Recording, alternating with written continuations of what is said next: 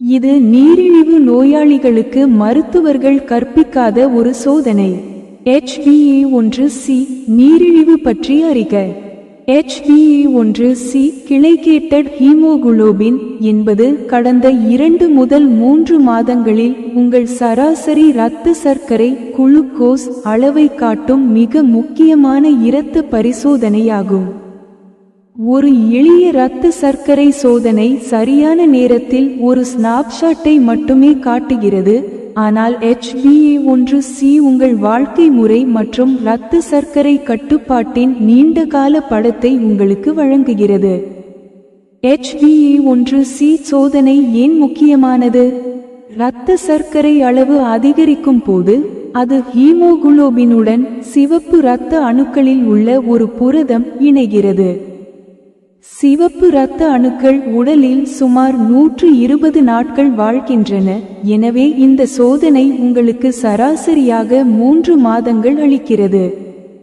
HbA1c க்கான இயல்பான வரம்பு இந்த சோதனையின் முடிவுகள் சதவீதமாக விழுக்காடு வெளிப்படுத்தப்படுகின்றன. கீழே உள்ள விளக்கப்படம் உங்கள் முடிவுகளை புரிந்து கொள்ள உதவும். HbA1c நிலை 5.7 விழுக்காடுக்கும் குறைவானது, இயல்பானது 5.7 விழுக்காடு முதல் 6.4 விழுக்காடு, நீரிழிவுக்கு முந்தைய நிலை நீரிழிவு அபாயம் உள்ளவர்கள் 6.5 விழுக்காடு அல்லது அதற்கு மேல், நீரிழிவு நோய். முக்கிய குறிப்புகள்: உண்ணாவிரதம் தேவையில்லை. இந்த பரிசோதனைக்கு நீங்கள் உண்ணாவிரதம் இருக்க வேண்டியதில்லை, இது நாளின் எந்த நேரத்திலும் செய்யப்படலாம். துல்லியமான தகவல்: இந்த பரிசோதனை உங்கள் அன்றாட உணவை பிரதிபலிப்பது மட்டுமல்லாமல் கடந்த 90 நாட்களில் உங்கள் இரத்த சர்க்கரை கட்டுப்பாட்டையும் காட்டுகிறது.